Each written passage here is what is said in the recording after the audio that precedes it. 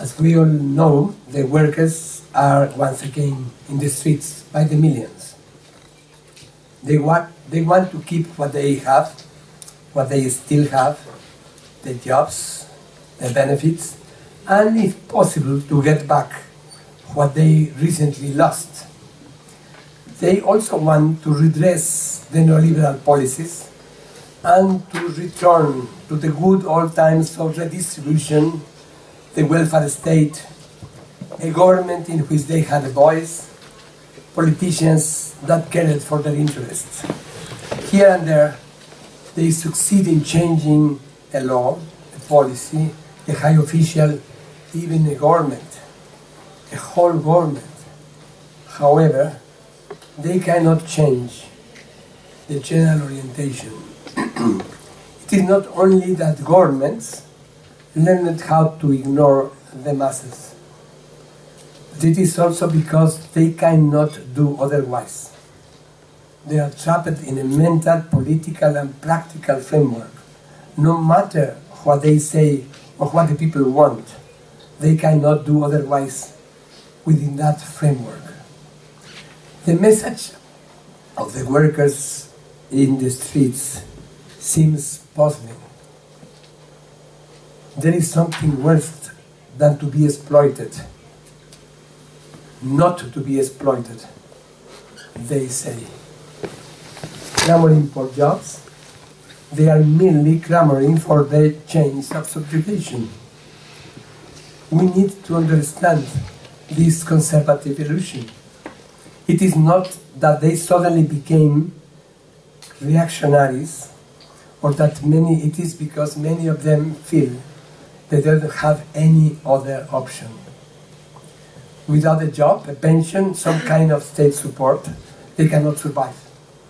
For them, all those things is a legitimate right conquered after many years of struggle. With some changes here and there, they believe they can get back their social safety. The question currently posed to both the governments and the workers cannot be reduced to the specific situation in every country. True, it is not the same to be in Germany or Greece, to be in Mexico or Somalia. And if the governments were not so stupid, so obedient to their corporate masters, so undemocratic and technocratic, they could alleviate the conditions of the workers and satisfy some of their claims. But it is also that they cannot do much within the current system because it's the system itself that is in crisis. It is almost conventional wisdom to acknowledge that we are not just in another business cycle or within transitory financial turbulence. We are experiencing a series of crises deep within the roots of our existence, involving all the aspects of life and nature. Two crises, framing all the others, have been barely perceived. First of all, we have been experiencing an epistemic crisis. All the models currently being used to study the economy did not include a financial crisis like the current one. It is possible to know that the situation is serious, but know how serious it is, how catastrophic it can be. Actually, no one may know for now for how long the current crisis will last and how profound it will be.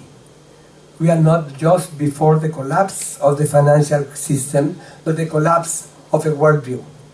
This is not my personal view, or only my personal view.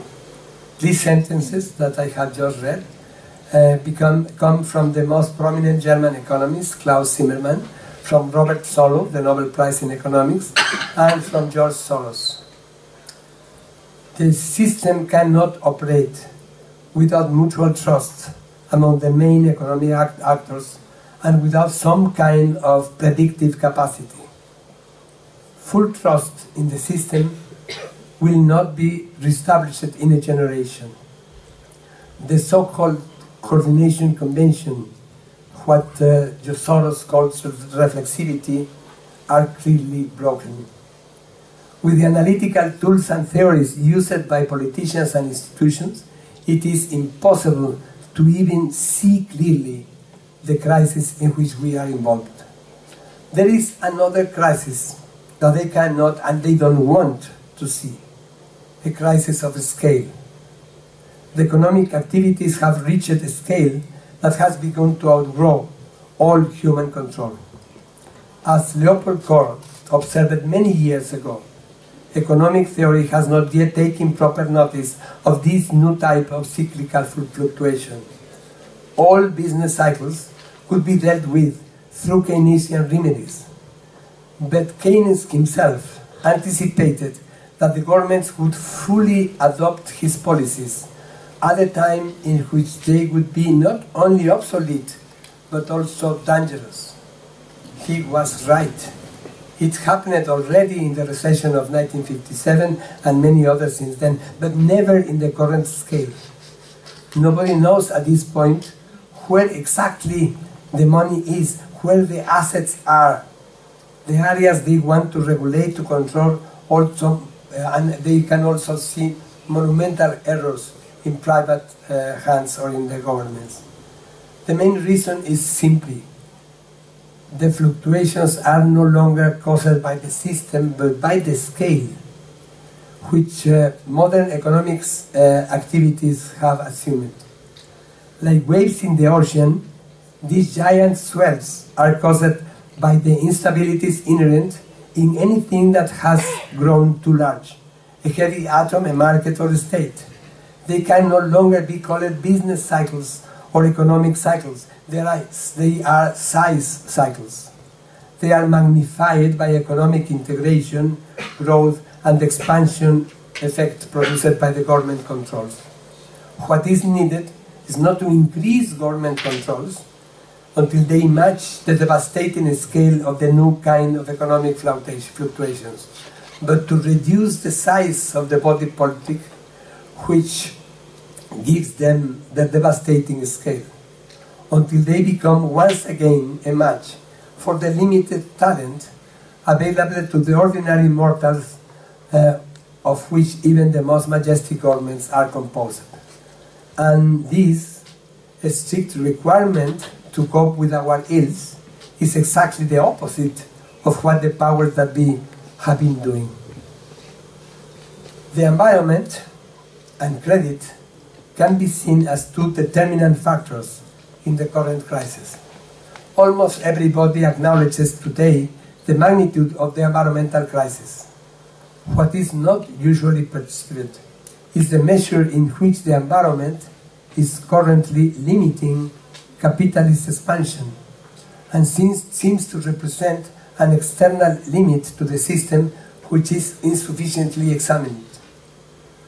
To destroy the basis of its own wealth, nature and labor is not an accidental side effect of capitalism, but the result of its own logic. This is what allowed Marx to foresee the reality we are living today. Even the report prepared at the 2013 World Economic Forum in Davos acknowledged this.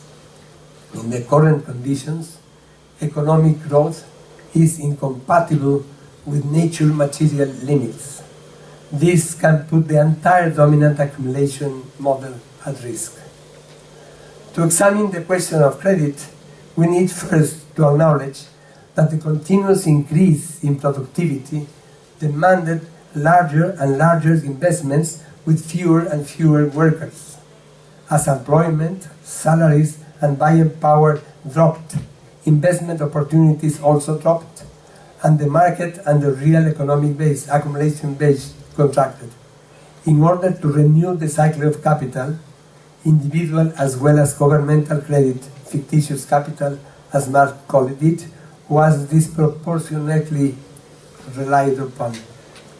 Accumulation became more and more centered in an artificial base that could only postpone the moment in which the system internal limits would be reached, but it could not change them.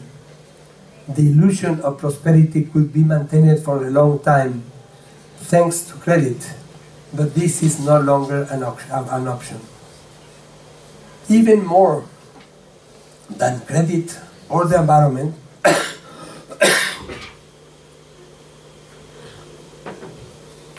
what is really bringing the system to the current crisis is the people's struggles.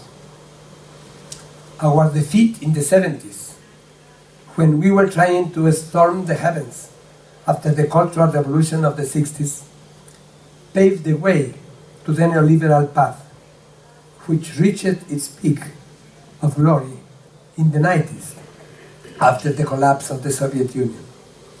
The Washington Consensus, that was not a coherent consensus, but a mere institutional convergence, was imposed on every government, and it was the time of Fukuyama's The End of History, the powers that being blindly assuming that we couldn't even conceive anything better than the marriage of capitalism and liberal democracy, as Fukuyama argued. In those same years, however, on January 1st, 1994, the Zapatista Army for National Liberation made heard everywhere an international wake-up call. Ya basta, proclaimed the Zapatistas. Enough is enough. The anti-systemic movements were thus born, with 1,000 different expressions in every place.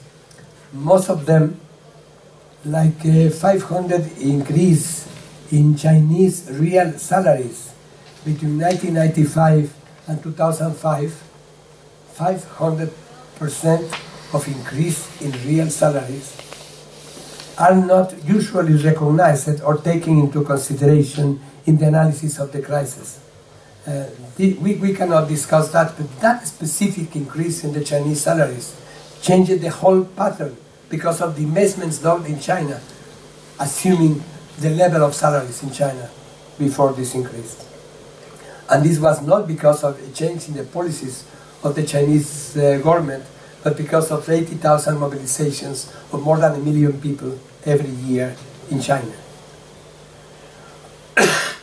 This brings us to the main point, the identification of the very nature of the current series of crises. We are before a crisis of accumulation of capital, of capitalist relations of production.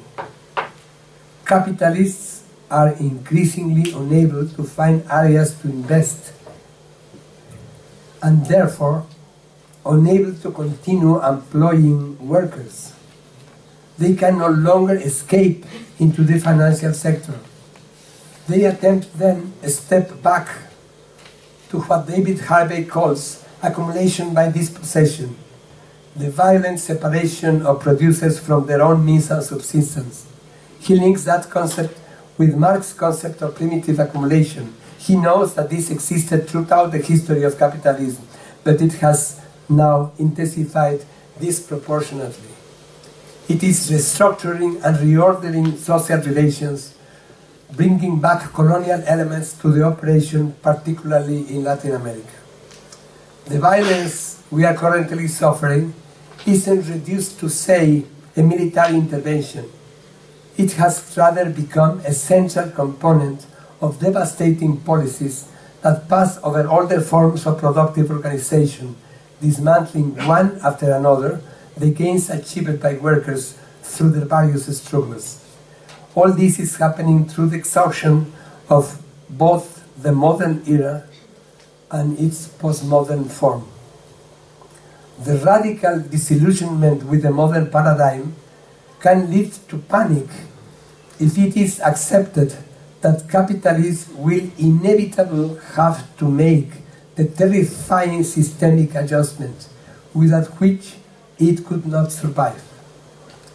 But it could also be an opportunity to formulate some radical questions about the ideas that have been for too long been considered untouchable truths. It is becoming clearer and clearer that we are suspended between an old world that no longer works and a new one struggling to be born. Surrounded by an archaic order of centralized hierarchies on one side and predatory markets on the other, presided over by a state committed to an economic development destroying the planet, people are searching for alternatives. They don't just want to emancipate themselves from poverty and vanishing opportunities, but rather from systems of government that no longer allow them to have significant inputs and responsibilities. We are before the exhaustion of the westernization of the world and its patriarchal design. As we have been learning with Claudia von Helkhoff, we are lucky enough to have her with us here in this room. And let me quote a few lines from her. The current crisis is part of a period of profound transformation that corresponds to a fundamental crisis of modern civilization. Understood as a worldwide system of patriarchy, it differs from the crisis of previous years and past centuries. It is not just 500 years of oppression and colonial destruction that are catching with us, but rather 5,000 years of oppression and patriarchal destruction. That which can be called capitalist patriarchy is finishing off what is left of life on the planet and is putting humanity's very survival at risk. In sum, we say with Claudia, the westernization of the world and its patriarchal design seems to have reached its limit. I would like now to share briefly with you the picture of the world I see in my small world of indigenous people, peasants, urban marginal, and deprofessionalized intellectuals like myself. For us, social change, revolutionary change, is not the outcome of cataclysmic moments which often end in a mere restructuring of power. Real change is always the action of ordinary men and women advancing in zigzag manner towards a more decent society. In my world, we are living times of revolutionary change. We are fully aware that the whole notion of revolution, as was conceived since Pope Gregory VII attempted the first total reform of the world in the 12th century, it's already dead. It is also dead the Leninist paradigm, when radical change is conceived and implemented from the top down by an enlightened vanguard. It is also dead. We know that society as a whole, its regime, is always the outcome of a myriad of initiatives, factors, actors, and events. No one can control all of them. But we don't need a vision of the society as a whole, a new promised land, to begin our action. We are packing, this is a very important point for us, we are packing as much future as possible into the present, eliminating the separation of means and ends in the struggle, because the struggle, we think, should take the shape of the outcome.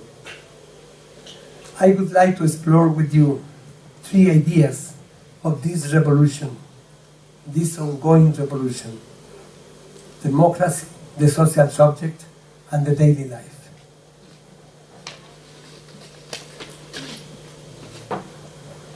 First, democracy is death. Long live democracy.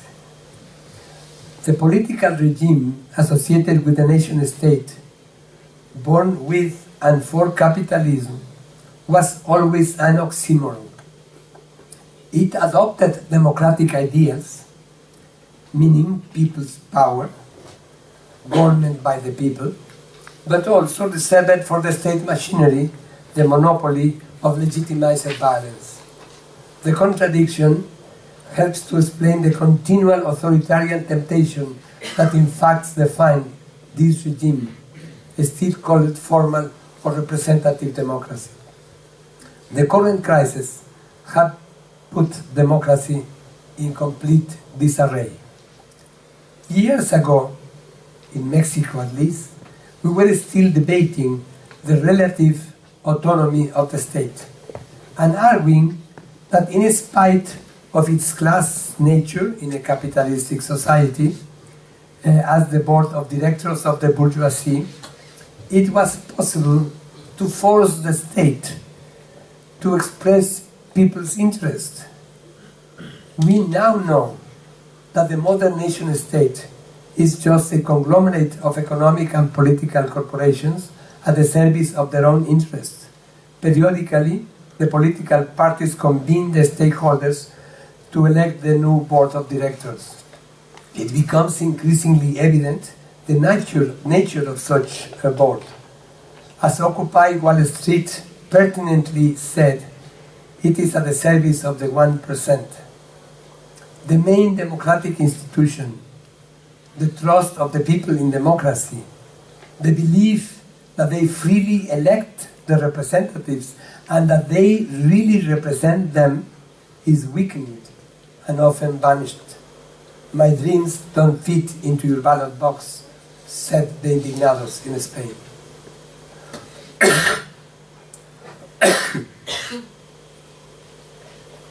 Today, it is increasingly difficult to delude. We can no longer believe that the supposed monopoly of legitimate violence protects a social order for the people in one country. In one country after the other, the so-called state has no longer the monopoly of violence and does not have any legitimacy. We can now call the regime by its real name, a descriptive name, an honest name, democratic despotism. In my world, people are not trying to seize power upstairs. They are increasingly disinterested in what the political classes promise or do, except to resist their policies and projects. They have no hope in the current or the next government, and they are not looking for a leader or another authoritarian design. They put their attention and energy in reorganizing the society from the bottom up, locating democracy where democracy should be, where the people are, and there, through the old technique of the assembly, they organize the oxymoron of self-government. At the level of the community, the municipality, a group of communities, the region, a group of municipalities, and they assume that once we reorganize the society with a large number of regions in that way, we will have, we can use the best contribution of liberal thinking and practice. That is not parliamentary democracy, but parliament itself. Parliament itself, and institutions that can be found in the most diverse cultural traditions. Yes, we think that democracy is dead. That is why we are celebrating the birth of our new political regime that now has a lot of manifestations in the real life. The new political regime, also called democracy, finally catching up with the original meaning of the word: people's power, people's government. Second revolution, a new, very old social subject. In order to escape from the conservative mood of both the wage workers and the political classes, we need to transcend their mental, political, and practical framework. And that is what the people are doing all over the world. They cannot continue waiting.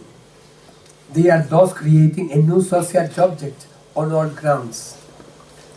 Its ranks includes, first of all, those that ignore what a job is and have no hopes of getting one in their lives.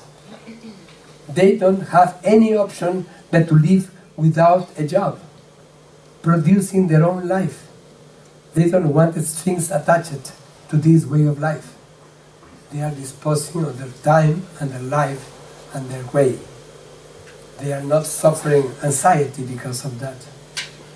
The biggest group in this sector is the cuenta propia, and oxymoronically called self-employed. The self-employed is a stupid expression. You cannot employ yourself. Those without a boss. They have some means of productions, they have some skills, and these are allowing them to work independently and occasionally taking a temporary job. Here you also find the migrants, most of which leave for a time their place of residence, support their families and communal positions with the remittances, and come back to their communities as soon as they can. This immensely heterogeneous sector is the biggest in the global south. It includes the peasants and those still called urban marginal, who, far from being in the margin, increasingly constitute the center of social life. Many people in this sector are not suffering as much as the workers that lost their jobs. They know how to survive by themselves. Both crisis and struggle have always defined their vital context. To struggle is a daily affair, with the police, with the inspector, with all the agents seeing them as a threat or a pathology. To struggle is for them like breathing. They cannot imagine life otherwise. They may be in better conditions than the unemployed, but they are not well. The crisis affects everyone. The worst for them, the brutal assault to their means of subsistence launched by capital, as in the times of the enclosure of the commons, is the real most important threat. Even the progressive governments of Latin America are attacking this sector. As the Marxist vice president of Bolivia explained recently, his government justifies supporting the formal structure of exploitation because it redistributes the surplus that he did not dare to call surplus value through social programs.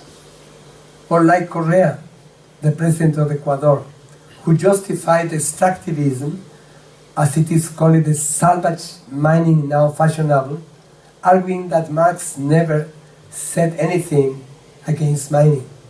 That is true. Marx spoke against exploitation, primitive accumulation, dispossession, not mining, and that is the point today. Those defending their territory are not neo-Luddites, nor are they attempting to go back in history or to stop it. They oppose firmly the war against subsistence, against autonomy, against life itself. They are not just trying to conserve what they have. They know that the only effective way to resist is to create something new, a new society, and more importantly, new ways of thinking about how to live joyously and independently within communities. They are not in a conservative mood of thought. They are fully aware of their class, their exploitation, not like the Marx lumpen. They know that only radical change can stop the ongoing horror, and that is what they are doing, they are trying to do. One expression that we are using to define the situation is the first bourgeois and the first proletarians dying without knowing who they were. They ignored they have already created the new system, capitalism. They were still thinking in the monarchy, the feudal system, etc. They really ignored the new relations created in their hands. We are saying that we cannot do the same. We cannot ignore today what we need to create today to stop the horror. When I was listening to Guy's presentation, I was fascinated and surprised.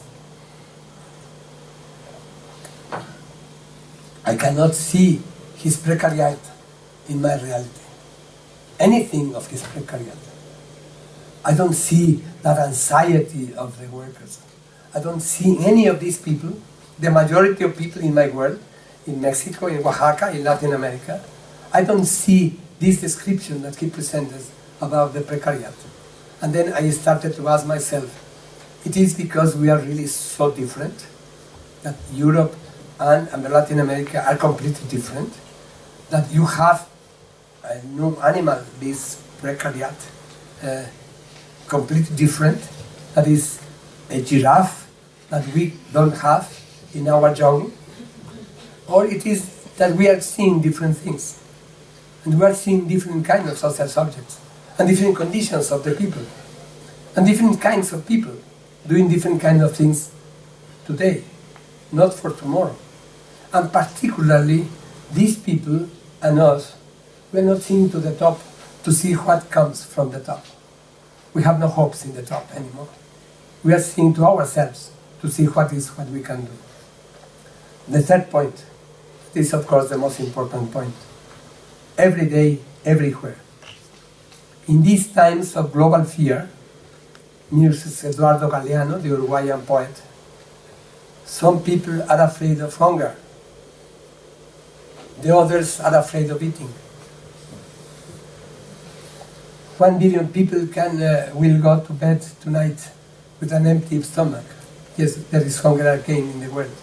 And all the rest, 6 billion people, we all know what they are putting in our plates. We all know, all the people in this room know, that we have in our bodies poison that they served us in all the food that they offer us in the market or to the state.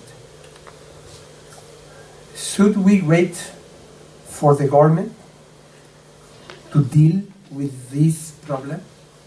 Those governments, like those of the US and Europe, that transformed hunger into the best business of the century through subsidies in the 70s, when Earl Boots, the Minister of Agriculture of the US, coined the expression food power and said, we will use food as an expression of our interest. And both Europe and the US used food as an expression of their interest and created hunger. Should we wait for them to fix the situation? These subsidies that paralyzed the trade negotiations in Cancun because the Global South finally dared to say, ya basta, enough is enough. Or those same governments in the South promoting transgenic soya in Argentina or palm plantations in Indonesia at an immense cost for the environment and for the people? Or should we wait for a kind of moral epiphany among the owners of Monsanto and Walmart to expect that they will do tomorrow exactly the opposite of what they are doing today? Should we wait for that? People can no longer wait. For reasons of strict survival, or in the name of all ideas, people are adopting everywhere the idea of food sovereignty as defined by the peasant movement, Via Campesina, the peasant movement that is the biggest organization in the history of humankind. It exists today in 140 countries. Nobody knows exactly how many people are there, but the figures go from 600 million to 800 million. This is the biggest organization in the history of humankind. And they, existing as one organization, they adopted one notion of food sovereignty. And you see how they reached the consensus. It's pure peasant wisdom. What is food sovereignty for them? We, the people, should define by ourselves what to eat. Not the market, not the corporations, not the state. First definition. Second definition, we must produce it. And this is already happening. First, a figure that is not mentioned by the experts. 70% of the food we eat today in the world is produced by the people themselves, not by the corporations. Not controlled by the corporations.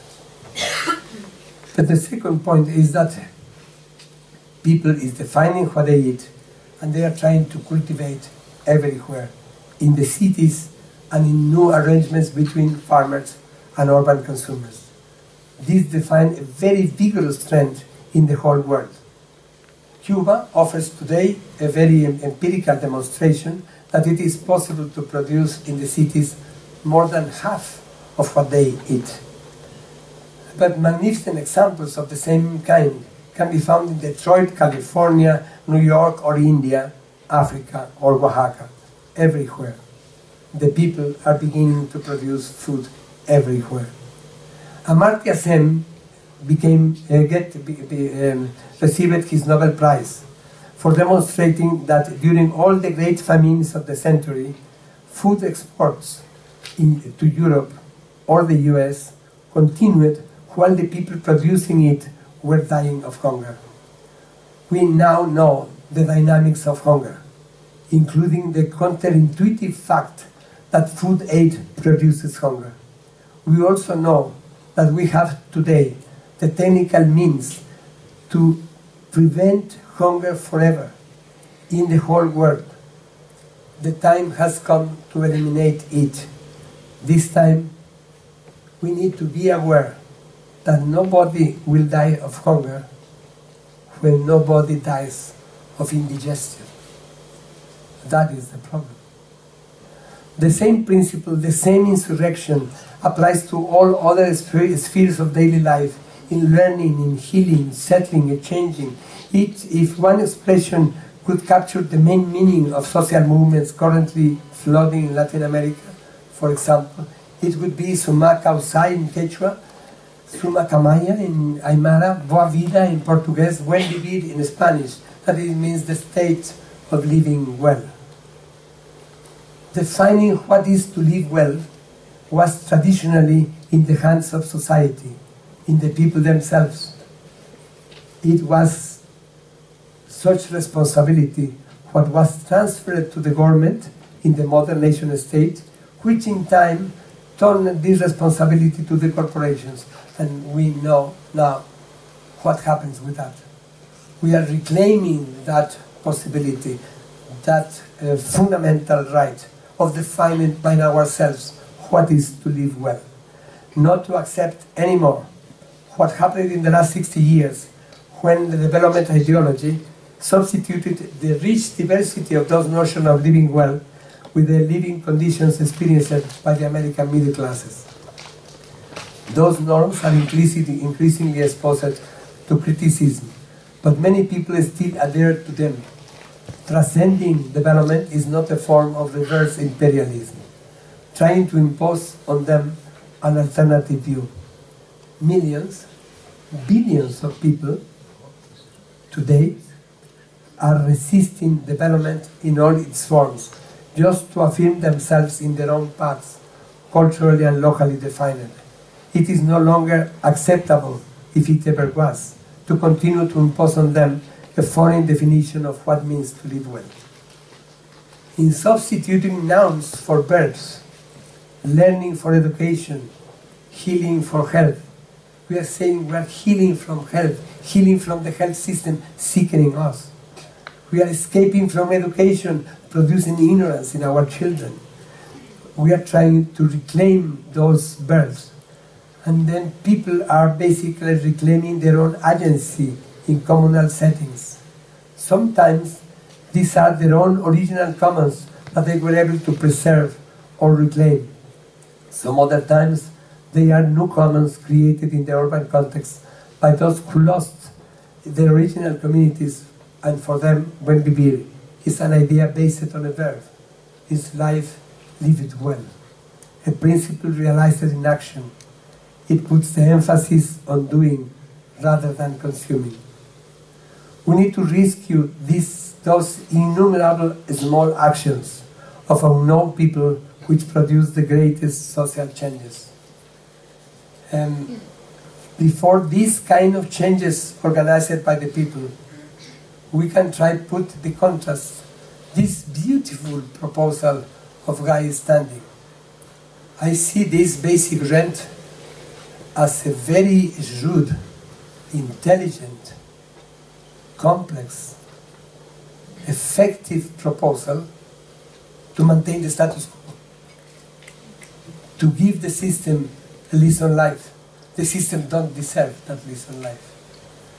And furthermore, it is basically impossible to give it that lease on life. In the real world, in my world, even marginal gestures can become the invisible roots of social change. Revolutionary change is something immediate, something we need to do today, right now, wherever we are, wherever we live, where we work or study. It implies to begin right now, to get rid of all the authoritarian and cruel relations between men and women, partners and children, or different kinds of workers. It is not an armed uprising, it happens in the little corners which cannot be reached by the powerful but clumsy hands of the state. It is not centralized or isolated. It cannot be destroyed by the powerful, the rich, the police. It happens, observe Howard Zinn, in a million places at the same time, in the families, in the streets, in the neighborhoods, in the workplaces. Suppressed in one place, it reappears in another, until it is everywhere. Such revolution, the revolution happening now, is an art. That is, it requires the courage, not only of resistance, but of imagination. And this is what I am experiencing in my small world, and wanted to share with you.